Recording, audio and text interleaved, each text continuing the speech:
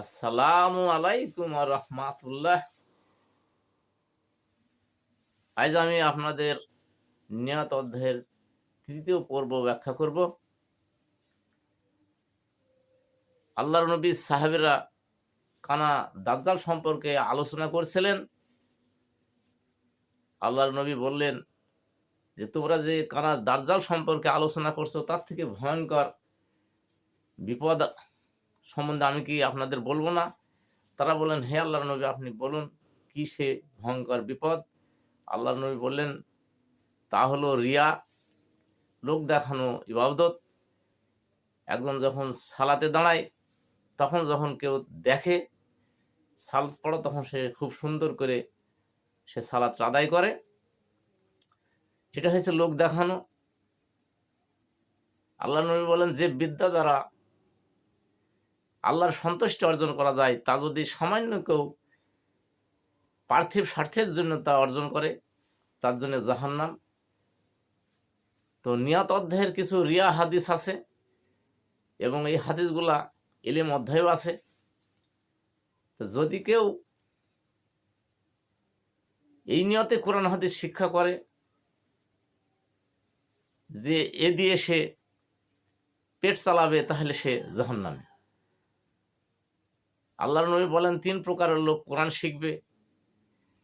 এক প্রকারের লোক বড়াই করার জন্য কোরআন শিখবে, যে লোকে তাকে বড় আলেম বলবে, বড় কারি বলবে, বড় হাফেজ বলবে, এবং কারোর সাথে তর্ক বিতর্ক বাহাস করার জন্য সে কোরআন শিখবে এবং এর ভিতরে দোষ ত্রুটি খোঁজার জন্য কোরআন শিখবে। আর এক প্রকারের লোক আল্লাহকে সন্তুষ্ট করার জন্য কোরআন তেলাওয়াত করবে বা কোরআন শিক্ষা করবে, কোরআন হাদিস শিক্ষা করবে। আর এক প্রকারের লোক ফাজের, যারা তাদের উদার ভর্তি করার জন্য বা পেট চালানোর জন্য কোরআন হাদিস শিক্ষা করবে। তো যদি কেউ খ্যাতির উদ্দেশ্যে, সম্মানের উদ্দেশ্যে কোরআন হাদিস শিক্ষা করে সে জাহান্নামী। যদি কেউ সে সুনাম নেওয়ার জন্য এবং সুনাম নেওয়ার উদ্দেশ্যে যদি কেউ কোরআন হাদিস শিক্ষা করে সে জাহান্নামী।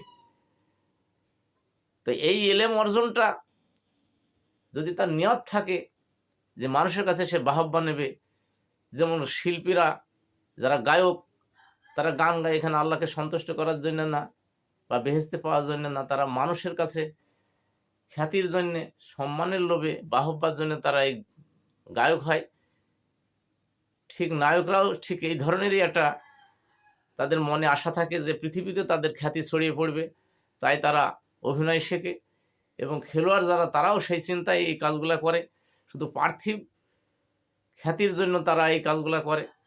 তো ঠিক কোরআন যারা শিখে, হাফিজ বা কারি, তারাও যদি এই উদ্দেশ্যেই, কারীরা যদি কোরআন তেলাওয়াতের উদ্দেশ্যে মানুষের দৃষ্টি আকর্ষণ করার জন্য যদি এগুলো শিক্ষা করে, তাহলে সে জাহান্নামী।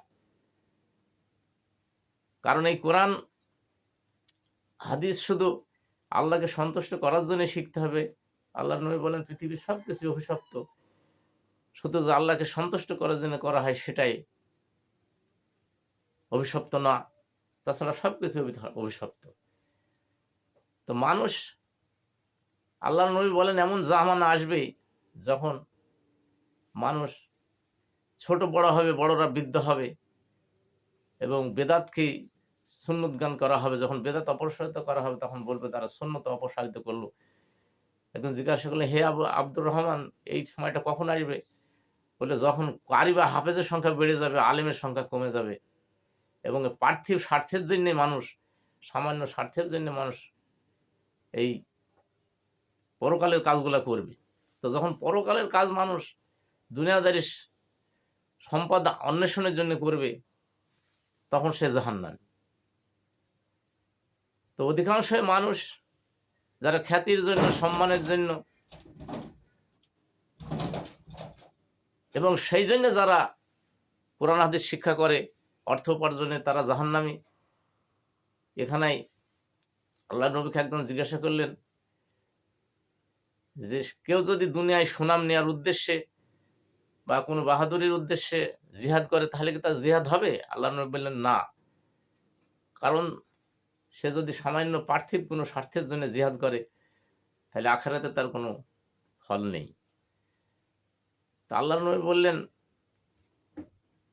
যে রিয়া এমন একটা ভয়ঙ্কর জিনিস, যা কালো পাথরের ওপরে অন্ধকার রাত্রে পিঁপড়ের চলন অপেক্ষা ভয়ঙ্কর, যা মানুষ বুঝতে পারে না, কিন্তু সে এই রিয়া লোক দেখানোর জন্য সব কিছু করে, লোক দেখানোর জন্য দান করে, লোক দেখানোর জন্য জিহাদ করে, বীরত্বের জন্য জিহাদ করে। তো যারাদের নিয়ত দুনিয়াবী স্বার্থের জন্য এবং ইলম অর্জন করে, এই জন্যেই তাদের এই ইলম তাদের জন্য ধ্বংসের কারণ হবে। কারণ এখন বর্তমানে অধিকাংশই মানুষ তার সন্তানের দিকে লেখাপড়া করাচ্ছে যে সে হয়তো বড় একজন আলেম হবে, তার খ্যাতি ছড়িয়ে পড়বে। একজন ডিসি এসপি যেমন একটা ভালো চাকরি পাইলে তার সম্মান বাড়ছে, যে না একজন বড় চাকরি পেয়েছে আমার ছেলে, তাকে সবাই ওসি বা ডিসি বা এসপি বা বড় পদের চাকরি পেলে প্রফেসর। ঠিক পিতামাতার সেই উদ্দেশ্যে সন্তানকে লেখাপড়া করাচ্ছে যে আমার ছেলে বড় আলেম হবে, সবাই বলবে যে অমুকজন আলেমের পিতামাতা বা আলেম হয়েছে তার ছেলে। এই খ্যাতির জন্য যখন তারা লেখাপড়া করাচ্ছে, এগুলো হচ্ছে ঠিক রিয়া, এর জন্য জাহান্নাম। কারণ এখানেই আল্লাহর নবীর সাহাবীরা কখনোই কোনো বিদ্যালয়ে বা মাদ্রাসায় শিক্ষা করেন না। তাদের উচিত চিন্তাই ছিল কোরআন হাদিস তারা শিখবে। মানুষ হাজার হাজার মাইল দূরে গিয়ে একটা হাদিস সংগ্রহ করার জন্য গিয়েছে, মানুষের কাছে জানার জন্য গিয়েছে, কিন্তু তারা কখনোই এই নিয়ে ব্যবসা করেনি। কারণ একটা হাদিস রয়েছে, ইজারা অধ্যায়ের প্রথম হাদিসটা রয়েছে যে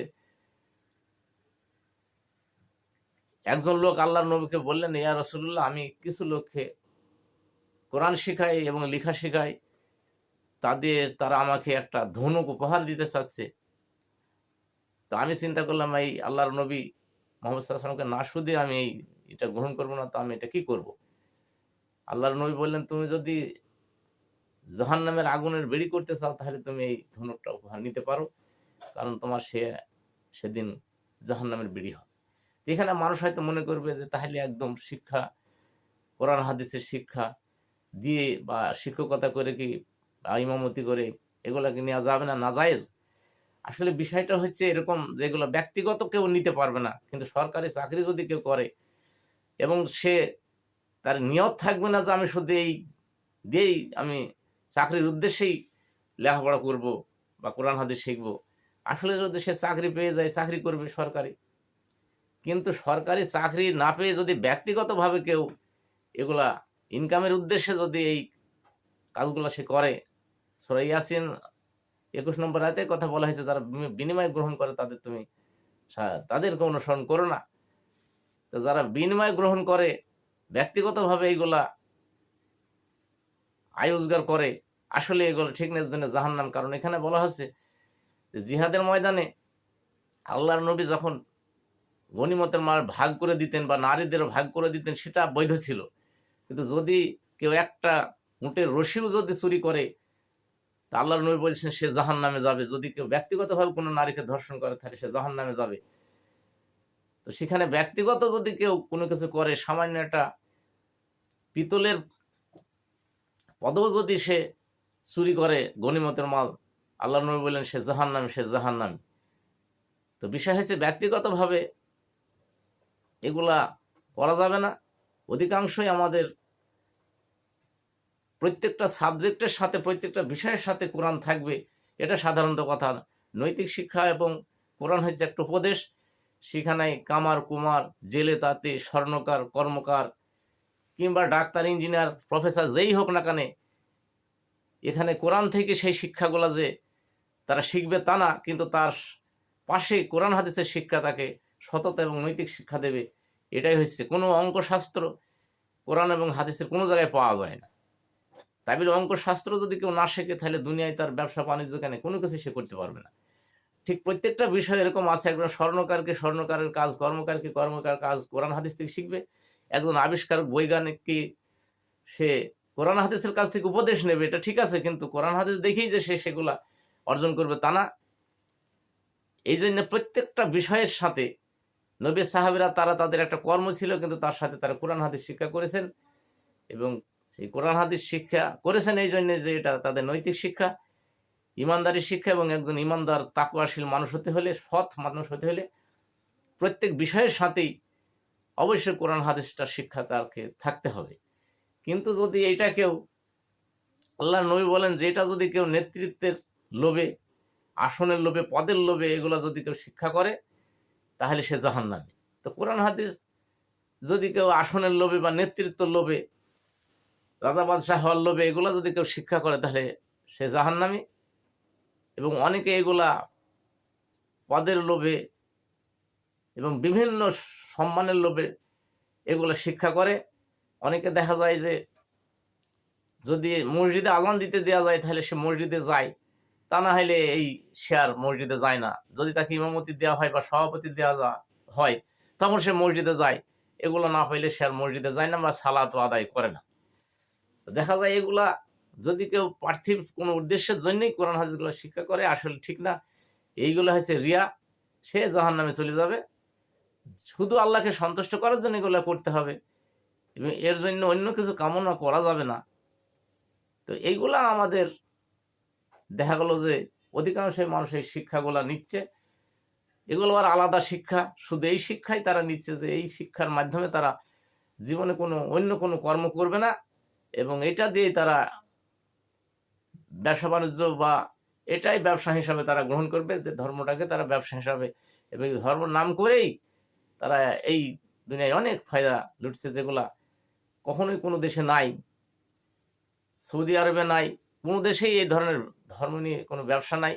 তারা সমস্ত শিক্ষার উপরেই কোরআন হাদিসের মাদ্রাসায় বা স্কুল কলেজের শিক্ষার মাধ্যমেই তারা কোরআন হাদিস শিক্ষা করে, এবং এ নিয়ে তারা কখনোই কোনো ব্যবসা করে না। তারপরেও তারা সৎ, অথচ আমাদের দেশে অসংখ্য সভা সমিতি মিলাদ হওয়া সত্ত্বেও আমাদের দেশের মানুষ সৎ হয় না। তার একটাই কারণ যে কোরআন হাদিসের শিক্ষা নেই, কারণ কোরআন হাদিস শিক্ষা করা ফরজ, অথচ এই শিক্ষাটা কারোর ভিতরে নেই, খুব কম।